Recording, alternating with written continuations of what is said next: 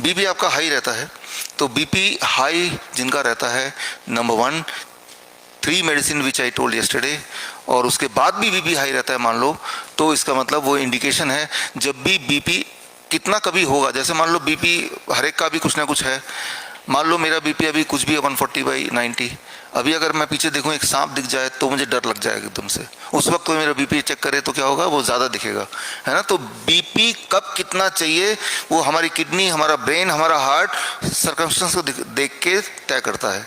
Every time it will be different depending on की demand क्या है, इसे कहते हैं फाइट और फ्लाइट सिंड्रोम, राइट। आप जब डॉक्टर के पास जाते हैं, डॉक्टर बोलता है आपका बीपी चेक करना, एकदम से बीपी बढ़ता है कि नहीं बढ़ता है उसी वक्त, राइट। इसे कहते हैं व्हाइट कोट सिंड्रोम। डॉक्टर बोलेगा देखो आपका बीपी बढ़ा हुआ है, जबकि आप बोलेंगे भाई आप ही की वजह से तो बढ़ा है कि नहीं, है?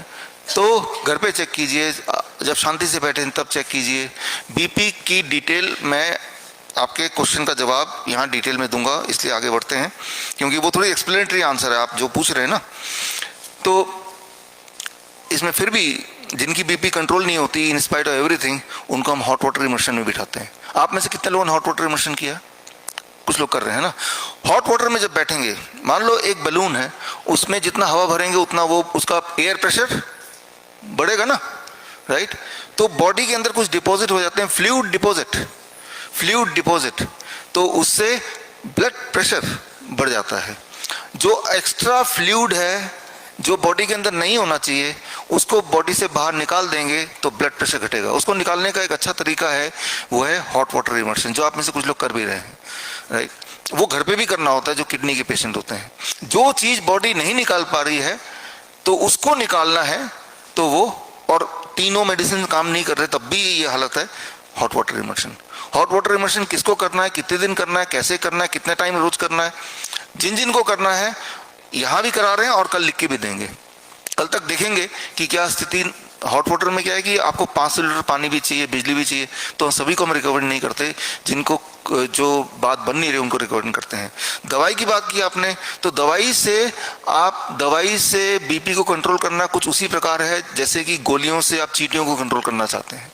कभी कंट्रोल नहीं होने वाला, सिर्फ आपको ऐसा लगेगा कि कंट्रोल हो रहा है, और आप गोलियां खर्च करेंगे, फायदा किसको होगा, गोली बनाने वाले कंपनी को होगा, है कि नहीं, राइट। और ये सारा कुछ डैमेज होगा, बॉडी में और भी डैमेज आएंगे, राइट। किडनी फेल करेगा, बाकी चीज करेगा। तो दवाई मुक्त होकर ब्लड प्रेशर कैसे घटाएं, वो आज शाम तक देखेंगे, कल तक देखेंगे, राइट। देखिए बीपी हर एक का हमेशा ऊपर नीचे होता रहता है, सेम नहीं रहता किसी का भी, ना तो आपका ना किसी और का। आपकी जो सोच है वो सोच का भी उसमें कंट्रीब्यूशन है, राइट। मैंने अभी भी बताया, जैसे मैं खड़ा हूँ, मेरा बीपी चेक करेंगे कुछ और निकलेगा, थोड़ी देर बाद चेक करेंगे कुछ और निकलेगा। जैसे से हमारी सोच ऊपर नीचे होती रहेगी तो उसका इन्फ्लुएंस बीपी में पड़ता है। बीपी का एक ही तरह के लोगों का बीपी एक जैसा रहता है, वो है डेड बॉडी, जब इंसान मर जाता है, राइट। जीरो। नहीं तो बीपी जब जिंदा लोगों के ऊपर नीचे ही रहता है, एक नहीं रहेगा, किसी का भी नहीं रहेगा। बार बार बीपी को चेक करने की भी जरूरत नहीं है, राइट। जब हम दहशत में होते हैं तभी चेक करते हैं, तो वो भी कंट्रीब्यूट करता है। 20 से 30% बीपी आपका बढ़ा देता है, सिर्फ इसलिए कि आप चिंता में हैं। देखें जरा क्या, ये देखें जरा, इसे कहते हैं व्हाइट कोट सिंड्रोम, मैंने अभी बताया।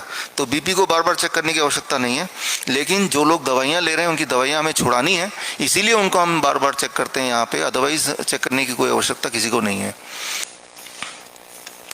पुष्पा, ठीक है, पीछे बैठे।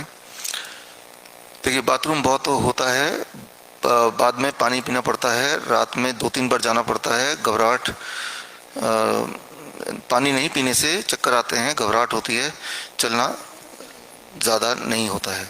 आपने अपने सारे जो तकलीफ़ें वो लिखी हैं, वो पहले भी मेरे पास है, लेकिन फिर भी सिंस आपने लिखा है तो उसको बता दूं।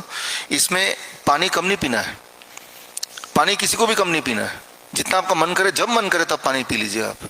हाँ, खाना खाने के आसपास ना पिए तो अच्छा है, खाना खाने के 1 घंटे बाद तक, खाना खाने के आधे घंटे पहले तक वो है, अदरवाइज पानी जब मन हो, जितना मन हो उसको पीना है। आपके बॉडी में 70% पानी तो है, क्योंकि बार बार पेशाब करने जाना पड़ता है, तो पानी नहीं पिएंगे तो हल नहीं है वो। तो कैसे हल होगा? आप यहाँ पे जो कर रहे हैं, कल जो 3 मेडिसिन की बात की, होता क्या है कि हमारा जो ब्लैडर है, हमारी जो स्किन है, मान लो स्किन को ऐसे आप ऐसे 4 सेकंड के लिए ऐसे पिंच करेंगे जैसे मैंने किया, और छोड़ते ही पलक झपकते ही वो उसका निशान नहीं रहेगा। लेकिन कुछ लोगों में आप देखेंगे हमारे उम्र के साथ साथ कि पिंच करने के बाद जब छोड़ेंगे तो धीरे धीरे धीरे निशान गायब होगा। समझ रहे हैं आप? हाँ, तो छोटे बच्चे में आप देखेंगे कितनी भी देर पिंच करेंगे, छोड़ते ही एकदम कोई निशान नहीं दिखेगा। उनकी जो स्किन है इलास्टिक है, इलास्टिक। जैसे जैसे हमारी उम्र बढ़ती है हमारी स्किन बन जाती है प्लास्टिक, राइट? प्लास्टिक बनती है, दैट मीन्स कि it takes time to come back to the same shape. तो सिमिलरली हमारा ब्लैडर भी प्लास्टिक बन जाता है, इसलिए पूरी तरह से पेशाब एक बार में बाहर निकलता नहीं है, कई कई बार जाना पड़ता है, बार बार जाना पड़ता है।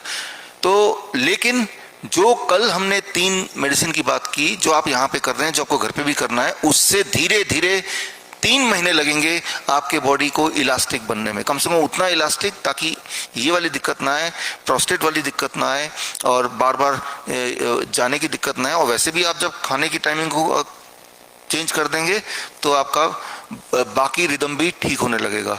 इसे कहते हैं सर्केडियन रिदम। मैंने कल बताया भी था आपको कि 2 बोतल का एक्सपेरिमेंट, कि कुछ लोग ऐसे होते हैं जिनके रात में यूरिन आउटपुट, पेशाब का आउटपुट ज़्यादा होता है, जो आपको आधी रात को कई बार उठना पड़ता है ना? वो सर्केडियन रिदम का भी प्रॉब्लम है। सर्केडियन रिदम को ठीक करने के लिए टाइम एज मेडिसिन, जो मैंने कल से बता रहा हूँ, फूड एज मेडिसिन जो आप यहाँ पे खा रहे हैं, एंड 0 वोल्ट मेडिसिन जो आप जिसमें सो रहे हैं या बैठे हैं, ये तीनों चीज जब 3 महीने तक लगातार करेंगे तो आपकी रिदम दोबारा ठीक होने लगेगी, राइट टाइम पे पेशाब आएगा, ठीक से आएगा, और बार बार रात को तंग नहीं होना पड़ेगा।